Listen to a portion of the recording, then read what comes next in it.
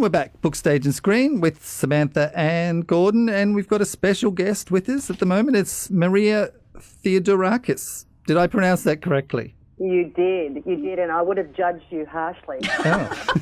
Excellent. I'm glad I got Gordon to say it there.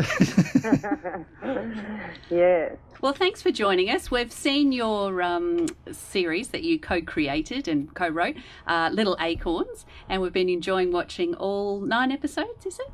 Excellent, yes, 9 episodes. Yeah, so we're 2 for 2. We've got your name, we've got the show name right. Jeez, we're on a roll. So tell us all about how you came up with this show.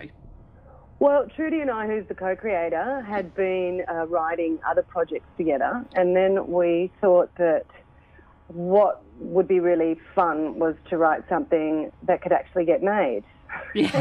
Oh, hang on. Hey, whoa, down. And having both of it, well, I at the time was still with my youngest daughter in the childcare world, and both of us really understood that world in an authentic way, having been a part of it, but we all also wondered about the people who look after the most precious aspect of our lives. Yes. And so there was that. And then there was the other part of Trudy and mine. We really want to write characters that subvert expectations, but particularly about, writing characters that are women who subvert expectations, but at the same time actually are completely authentic to us, but are never really presented on screen. Women seem to fall into the category of either, the bad girl or the girl who rolls her eyes at the bad boy. Yeah. And for us, it was kind of a really interesting idea to try and do the good girl and the bad girl in one girl, which I think most of us are. Yes. So while these women are completely professional and loving and caring towards the children, behind the scenes, they are who they are, and that's what interested us, that conflict of image. Yeah. Yeah, it's a great world to set something in because, as you say, it sort of has this angel glow about it. You can't believe that people would want to actually look after other people's children for 8 hours a day. So you understand that in the behind the scenes that they would have this sort of crazy dark side just to keep sane. From all the snot and the poo and the tantrums and all those things. It's a very funny, hyper reality type of setting. It was great. I really enjoyed it.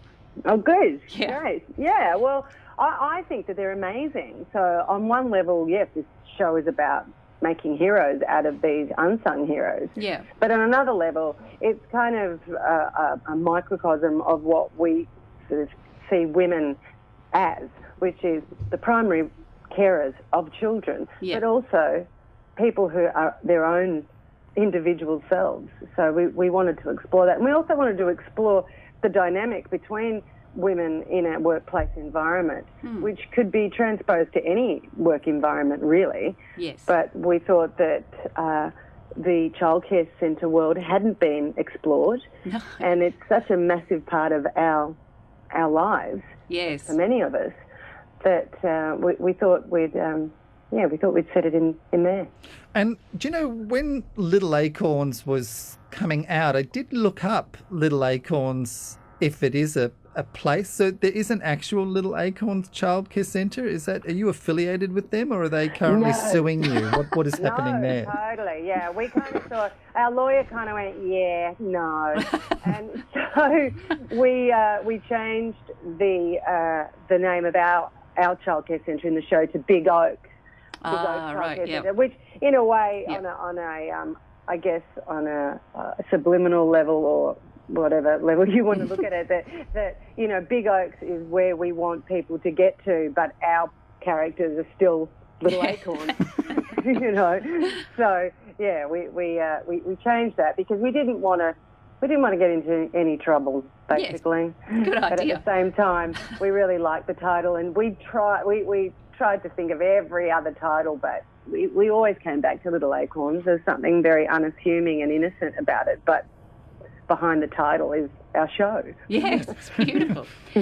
And so writing with someone, especially comedy, is there, do you have particular skill sets that you both are good at and combine, or is someone more responsible for jokes and the other for, how do you work together? Well, we kind of had a back and forth as far as the world, and then because we made a teaser about 2.5 years ago, which we basically funded ourselves with our other two producers, Yvonne Kafora and Genevieve Morris. Yeah.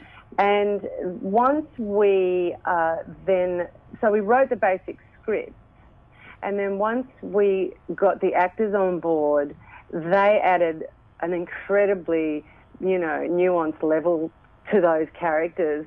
And then for this web series, we were able to write with them in mind. So that very much helped us make the decisions, because they kind of took on a life of their own. It's like, well, this is what Fanny would do, or this is what Katerina would do. Yeah. And so we had a particular narrative that we were following, but one of us really took one of the episodes. I mean, we wrote all 9, but whoever was kind of like the lead, sort of the labour intensive of that episode, would then give it to the other one, and they'd have a pass at that. Right. There are 2 episodes each where we kind of wrote on our own, but still the other one had a pass at it too. And so we were constantly, I guess, refining it with each other within our world. And is there a competition then as to those ones that you wrote and the ones that Trudy wrote? Is there a competition which one's going to get the most hits? Are you secretly adding them up, going, I'm in front or she's in front? No, because we were so across each other's episodes that it's not even in. So there was the script, and then one of us would punch it up with a joke, or we would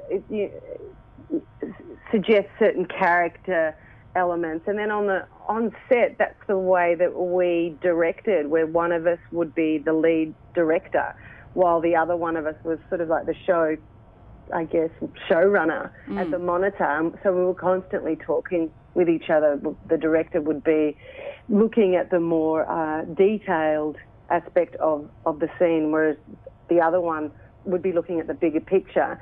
And then for us, it was definitely made in the edit. So we would be very much helping each other in the edit to really finesse it. And then as far as music goes, we were constantly helping each other. So I feel like both of us have an incredible sense of ownership of the whole thing, and we're very proud of the whole thing. So if the episode that Trudy wrote goes well, I'm really happy for her, because, I want it to go well. Her win is your win, is everyone's win. Yeah. Well, I think that's the ethos that I think we created on set as well, which was even within the actors. It's like, think of the other person. Think how you can make that other person be better, look better, knowing that there will be somebody else who'll be thinking about you. So it creates a more generous set. Yeah. Yeah. And so in terms of shooting, how long did it take you? Because there's 9, they're around 4 minutes, aren't they, your episodes? They're about just under 5 minutes. We very much wanted it to be something that our primary audience would click onto, which our primary audience is working mothers, whether they're at home or whether they're working part-time or full-time. Yep. We've been thrilled that men have been really loving this show as well. But really, our primary audience were women, and we know how time poor they are, so we wanted to be able to offer them something that they could almost guilt-free. Women will always have the guilt, but almost guilt-free to watch. I've had some people say, I hid in the pantry and I watched one, to get away from my kids. So that was really sweet. And, it took us 6 days to shoot. Okay, that's good.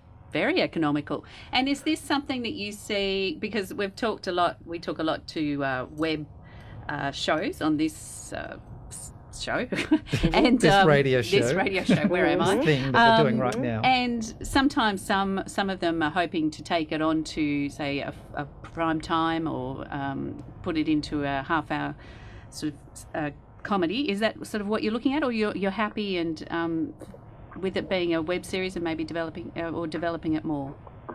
Look, we have been so incredibly thrilled with the whole process of making a web series. Yeah. Screen Australia funded us, and prior to that, Film Victoria had given us money for TV scripts. So Trudy and I have got 2 television episodes ready to go. Fantastic. But the process of making a web series is incredibly liberating. Basically, Screen Australia gave us the money and left us alone. Nobody tried to dilute our voice. Nobody, you know, good or bad, what is on the screen are the decisions that, you know, Trudy and I made, along with respected colleagues whose opinions that we sought. Yep. But we had no interference from a network. We had no interference from, you know, suits, as I call them, as everybody calls them, you know, bureaucrats. Yeah. And that allowed for us to just really just make the show that we wanted to make, because we did shop it round to networks prior to this. And, you know, everyone's like, yeah, we love it, but, you know, and depending on the network, it was like, you got to cut down on the swearing. You got to make the women nicer. They can't do this. You can't have the cake. You can't give her that mug. You know, all of that sort of stuff. Oh, yes, the mug. Yeah, the mug. Which, you know, if you watch up to the 9th episode, we subvert that as well. You know, it starts off being one thing and then it finishes off another, because you expect Belinda to react in a particular way. Yeah. So would we want this to go to TV? Absolutely. We feel like we've got so many more stories and so many. I mean, people have loved these characters and would love to see more of them. But will we do it at the expense of the world that we've created? Well, that would be a bummer, and that wouldn't be our show. And I don't think that would be. We would need to be with a network who supported these voices. Yeah. Well, I mean, you know, now I guess you can, with a web series, you can go worldwide, which is amazing, you know. And I assume you're going to be in some festivals. You'll be going on the web series festival circuit. There is such a thing. It's beautiful. I see lots of people at wonderful festivals. 14-year-old boys,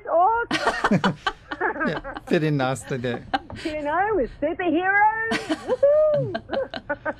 Now, you are an actress. Yes. That's correct. And you also have another actress associated with this show, you know, who's up at the sort of upper end of the actress level of Rachel Griffiths.